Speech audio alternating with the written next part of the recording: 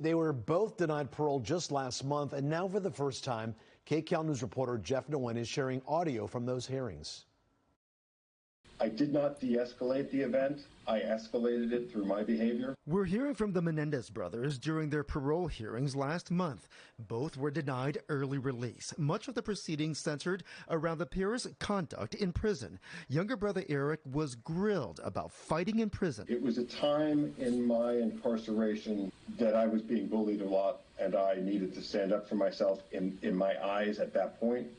I look back on it now, and it's ridiculous. 54-year-old Eric, seen in this photo from his hearing, says he associated with gangs for protection in prison. While relatives have continuously testified, the brothers were model inmates who earned college degrees. They were initially sentenced to life without the possibility of parole for the killings of their parents.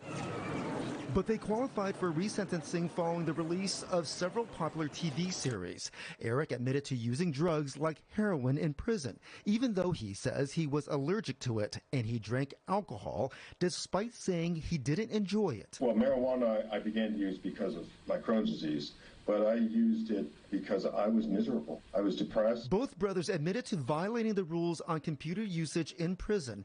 Older brother Lal, seen in this photo from his parole hearing, admitted to using contraband cell phones. The 57-year-old says he used them to talk to his wife and for his community work. In my mind, I was using it for good things, and I was not using it for what I thought was criminality. Lal was caught with a cell phone in November of last year as he and his brother had a chance at parole. He says he didn't realize the impact of his actions on prison management. At the time, you don't think it's harming anyone. Eric says he paid about $1,000 for each of his cell phones. He used them to talk to his wife, watch YouTube and pornography.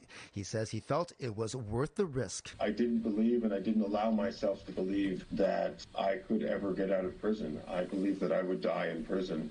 Both brothers will be eligible for parole in 3 years, but they can petition for an earlier hearing in a year. And as we mentioned, that they have also requested clemency from the governor. In the newsroom, Jeff Nguyen, KCAL News. Well, a partial release of that audio caused a major disruption during Lyle Menendez's hearing.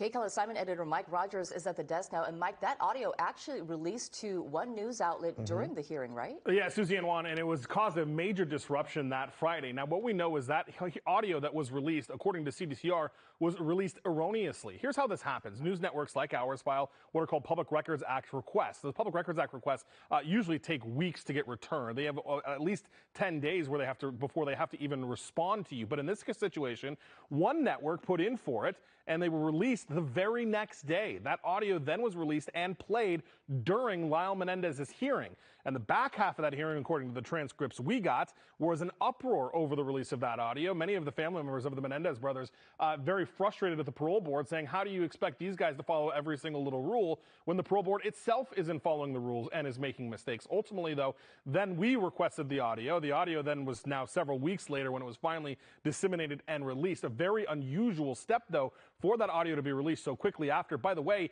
the whole thing was very tightly controlled. There was one pool reporter from the LA Times that was inside of the parole hearing. He was sending us updates that we were not allowed to tell you about until the hearing was over. So the fact that audio was released the very next day, it was a very, very unusual thing for CDCR to do. They acknowledge now that it was released in error. Nonetheless, though, it caused a lot of problems, and it's something we've been working to obtain, that audio, for the last several weeks, guys.